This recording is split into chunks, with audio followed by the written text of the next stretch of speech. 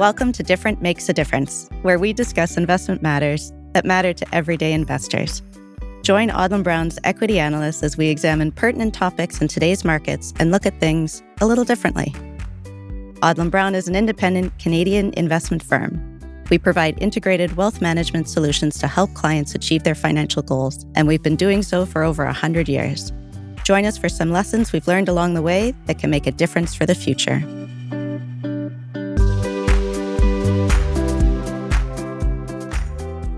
Hello and welcome. Thank you for joining. I'm Stephen Boland. On February 28th, the United States and Israel began bombing Iran. We're recording this episode on March 12th, and the military conflict is ongoing. There are many potential ramifications of any conflict, but war in the Middle East inevitably brings up questions around oil. Earlier this year, the price per barrel of West Texas Intermediate crude, which is the benchmark oil price in North America, was trading at around $60 to $65. Today, it's above $90. The price of oil gets a lot of attention. It has a big impact on our lives and on the broader economy. So today, we're going to talk oil with Odlum Brown's resource analyst, Phi Lee. Welcome, Phi. Thanks, Steve. So, Phi, let's start by kind of framing out what's going on right now with oil. Why does the Middle East matter so much? How big is Iran in the global oil market? And why have prices spiked like they have? Let me address the first one. Maybe I'll talk about what's happening with oil right now. What we've seen is since this war began, as you said, on February 28th, that oil prices have actually been very volatile. And this volatility was particularly evident about a week after the war actually started. And on Sunday, March 8th, I was watching the price of oil futures, which they almost reached $120 US per barrel, which is quite high. And I was wondering what would actually happen on Monday. In terms of prices, they did spike up, but I'm frankly a little surprised that they didn't really react as much as I thought they would have after the war immediately started. You had also asked me, why does the Middle East matter? I don't want to overwhelm our listeners with numbers, but I think they are important in this case. Just so people understand, the world consumes roughly 100 million barrels per day of oil. It's actually a little bit higher, but let's just call it roughly 100 million barrels per day. Iran production alone accounts for about 4% of that 100 million. But this isn't the full story, because there's been a lot of news. You may pay attention to what's called the Strait of Hormuz. Why that's garnering attention in the news is that this is a narrow waterway between the Persian Gulf and the Gulf of Oman. Prior to the war, about 20 million barrels per day of oil was transported through this narrow waterway. So about 20% of global oil supply. And this waterway is now effectively closed. That's why the Middle East matters, because you effectively have about 20% of global supply being cut off from the rest of the world. Yeah, that's a big impact. And understandably, prices go up on that. Very difficult question, but how long is this price spike likely to last? The short answer is we don't know, but history might offer some clues. Given what has happened with oil prices in past conflicts, such as the Persian Gulf War, the Libyan Civil War, and Russia's invasion of Ukraine, it's most likely that these prices will stay high for a matter of months rather than years. For what it's worth, the oil price futures curve is showing oil returning to the mid $60 per barrel range by sometime next year. We believe this actually makes sense because conflicts don't result in prolonged increases, because usually what you'll see is that you'll get more supply coming to the market because of the high prices, and demand will be decreased because of the high prices. So that's why prices are usually sustainable. Okay, well, that makes sense. So you just referenced a futures curve reflecting $60 oil. What is a futures curve? And do you agree that $60 is the price once this spike goes away? Well, the futures curve is a reflection of prices for oil being delivered at different points in time. So you can just give an indication of what the market is thinking where oil prices might be in 6 months, a year. Now, I do believe that, if we do get an immediate end of the war in the Middle East, that oil prices would be closer to $60 per barrel. If you go back a few months, heading into 2026, the outlook for oil this year was not very good. It was actually supposed to be kind of a weak year for oil. And why that was because OPEC was supposed to be ramping up production. They were supposed to be removing some of the production cuts that they've taken in the past to help prop up oil prices, and they were going to take those off. And at the same time, demand from China was expected to be weak because of their economy. And in late October, we added to our oil positions because we thought there was a good, attractive opportunity, and the market was pricing in a weak outlook. But on the longer term, though, I think oil prices will actually be closer to $80 US per barrel rather than $60 per barrel. Okay. Well, I think right now what's going on in Iran will impact oil prices, but in terms of longer term, that $80 certainly sounds like an interesting thing to dig into.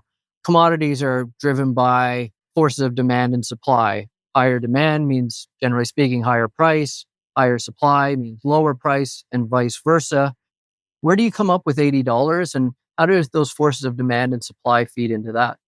Okay. Well, when I think about oil demand, if you look at how it's been growing in recent years, it's been growing at about 1% to 2% per year. And I do believe that trend will continue. I think we're going to continue to see growth in emerging markets, such as in Asia, such as India. We're going to continue to see growth in petrochemicals and as well as aviation demand. So more people flying in planes and use of plastic will increase over time. From a supply side, we believe that the marginal cost of production and will increase over time due to higher labor, steel, and other input costs. And the marginal cost of production is really what determines the price that people produce profitably, and that's important as well. So when we look at the U.S. shale oil basins, they are actually reaching maturity. It's going to be harder for them to replace their production over time, and their costs are actually increasing. They've been the marginal cost producer, and I think that price is going to creep up over time. So I think we're going to eventually move higher, closer to that $80 per barrel level. And that's really what's kind of the pricing in my mind that's required to incentivize producers to want to drill in less productive areas. And I think it's worth noting that prior to the war and heading into this year, that a lot of oil companies in the US were actually looking at cutting back their capital because a $60 barrel wasn't sufficient for them to economically drill. So that makes me encouraged that prices will be higher than 60. And I think $80 is reasonable. Okay. So steady demand growth to supply that, the need to find new oil, and the cost of that increases, so likely the price will go up. Let's look at that a little bit more. Let's challenge those assumptions a little bit. And your steady growth in demand, for example, I think of electric vehicles. We're seeing more on the roads. Internationally, places like Europe and China, electric vehicles are really taking off. Could that slow down growth more than what you're currently expecting? Well, I think it's important to keep in mind that electric vehicles have probably already slowed down growth. Like there's no question. And I think that 1% to 2% per year in the absence of electric vehicles would be quite a bit higher, I would argue. But in terms of the outlook going forward, I think it depends on your time frame. I don't see a major risk of disruption due to electric vehicles, within the next 5 to 10 years, because these things usually take time to roll out. I did a presentation back in 2018 at our annual address presentation on electric vehicles. And at that time, there were a lot of concerns about electric vehicles. And there's a lot of concerns about how that would lead to a collapse in oil demand. And in that presentation, there was a cover from The Economist with the internal combustion engine and with the headline saying roadkill, implying that we wouldn't need to be driving gasoline-fueled vehicles. But I had argued back then that there was going to be a long runway, even with electric vehicles growing rapidly. I would say that's probably turned out to be true. And I think that's still the case today. I think there's still quite a long runway for oil. Okay, so steady demand growth in oil despite electric vehicles. Let's look at the supply side. We've seen new technologies and new oil deposits come on in the past that have pressured the oil price. I'm thinking U.S. shale, fracking, horizontal drilling. Are there any new technologies or new deposits in the future that could throw off your $80 oil price assumption? Yeah, well, you mentioned fracking, and it's actually kind of interesting because if you look back at the history of fracking, hydraulic fracking actually started back in the 1960s, and horizontal drilling combined with hydraulic fracking used today to produce shale oil. That actually started back in the early 80s. And there's a person called George P. Mitchell, who's often referred to as the father of fracking. The techniques didn't really catch on until probably call it the mid 2000s, mid to late 2000s. So what I'm basically trying to say is these processes of adopting new technologies doesn't happen quickly. One area that I can think about is artificial intelligence. Can that actually help accelerate discovery of new oil plays or reduce, costs in terms of producing oil? It's hard to say right now, but it's something maybe that might be one area to keep an eye on, but it's not something that I lose sleep over. So let's go from thinking about oil prices to oil stocks. And certainly a lot of people are just interested in oil prices because it impacts what they pay at the pump when they fill up their vehicles. But certainly a lot of people also want either own oil stocks or are wondering whether they should add them to portfolios. And we always say oil stocks are not for everyone. Some people have environmental or other reasons they don't want to own them. And you can build your portfolio without oil. But certainly there's benefits to owning oil stocks. Tell us what those benefits are. And I also want to address the point, why are oil stocks still attractive in your view if you said $80 is your long-term oil price projection? Right now we're up above $90. Why would I want to own oil stocks if oil's going to go down in your long-term projection? Yeah, no, that's a good question. I do believe they're attractively valued. When I'm looking at valuations, I believe they're probably oil stocks in general, probably reflecting a long-term price closer to 60. And that's kind of implied by the futures curve. So that makes sense.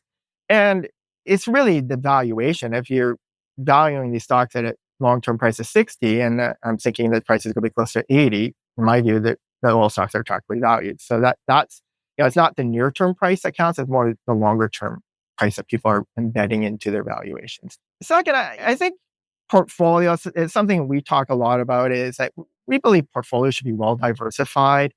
Given anything can happen in the short term, we're seeing that now.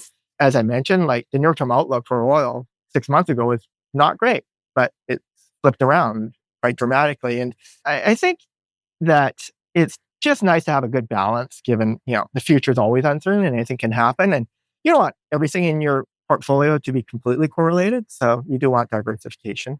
And finally, I think something we've talked about is we do have concerns about investors' ability to maintain their purchasing power over time. We have some concerns about the potential impact of inflation in the long term. We believe all stocks can serve as a good hedge in a rising price environment. Okay, so good reasons there to own oil stocks. What oil stock should people own is the next question. And you've historically pointed people towards some of the Canadian producers. Canadian Natural Resources and Cenovus, for example, are two of your picks. Why do you like these companies, the Canadian producers in particular?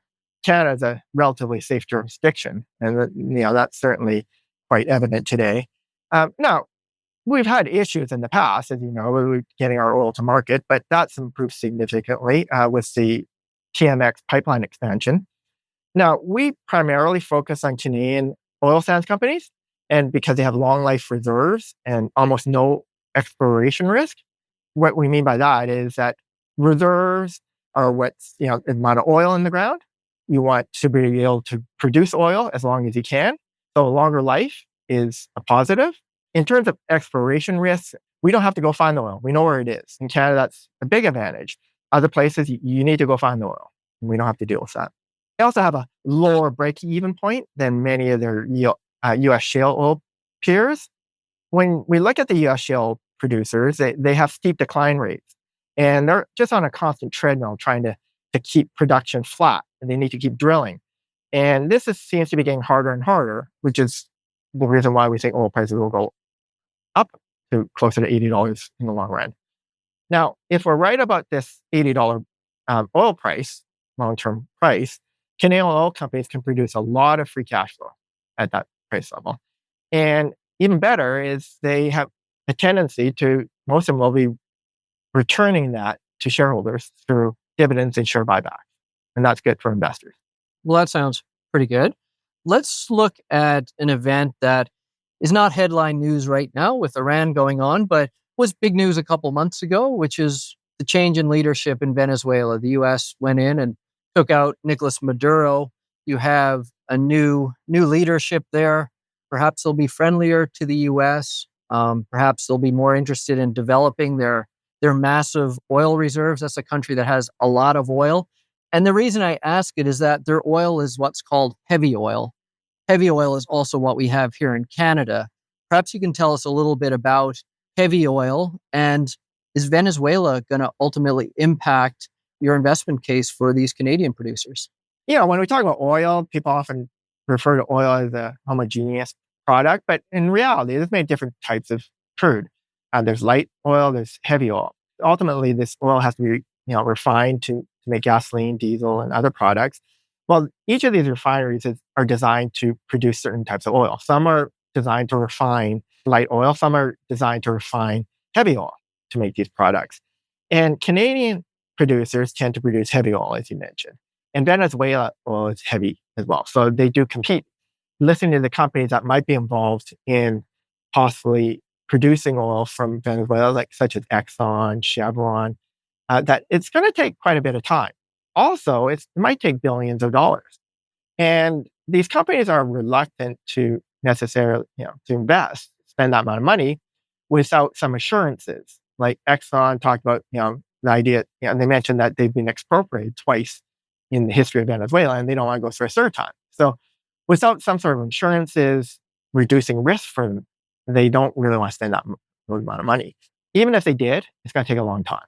So it doesn't really worry me. We do pay attention to it, but it's not something that we're really concerned about. Okay. So not simple to bring on. And the point there on the friendliness of Venezuela toward oil producers, some might argue that Canada hasn't always been friendly toward oil producers. We have a change in government. Mark Carney's leadership is now running the country, and he's certainly talking about being friendlier to the oil industry. How do you see that playing out? And might this be a positive for the Canadian oil companies as well? Yes. To be clear, the Canadian political environment has improved, and that's good for the oil sector. No question. At the same time, I'd be a bit cautious in terms of interpreting what that actually means for the oil sector. There's a lot more complexities involved. There's still a lot of unknowns. We don't know, what Aboriginal title means. We don't know, could the potential be future court cases battling regulatory approvals. These things tend to end up in court a lot of times. We don't know how those decisions will play out. But also, there's other unknowns, like it's construction costs. We saw with the TMX pipeline expansion, it was a great project for oil producers, but it was massively over budget a long time to build. We don't know what the economics of building a new pipeline might be going forward. And so, I don't think we need these projects. It's certainly not over the medium term. What we have right now is sufficient in terms of getting the oil to market. But it is a positive at the end of the day, having a better political situation. No question about it. Okay. Well, sounds like another good reason to potentially own Canadian oil companies then. So I think that was a good discussion. Vi, thanks for joining today. Commodity prices are notoriously difficult to predict, but I think our discussion provided a good framework on how to think about oil pricing. There's a lot of attention right now on the conflict in the Middle East, but it's the longer term forces behind demand and supply that we need to focus on in particular. And that will ultimately shape where oil prices and oil stocks go in the years to come. We hope you enjoyed listening to this podcast. As always, thanks for listening, and we'll talk again soon. Thank you for listening to another episode of Different Makes a Difference. Just as every individual is unique, so are your financial circumstances. Be sure to talk to your professional advisors for advice related specifically to you. Our podcast is for general information purposes for Canadians only. The views expressed are those of the presenters and may not reflect the opinions of Odlum Brown. Be sure to check out our full disclaimer and subscribe to the podcast at odlumbrown.com/differentmakesadifference. Odlum Brown is a member of the Canadian Investor Protection Fund.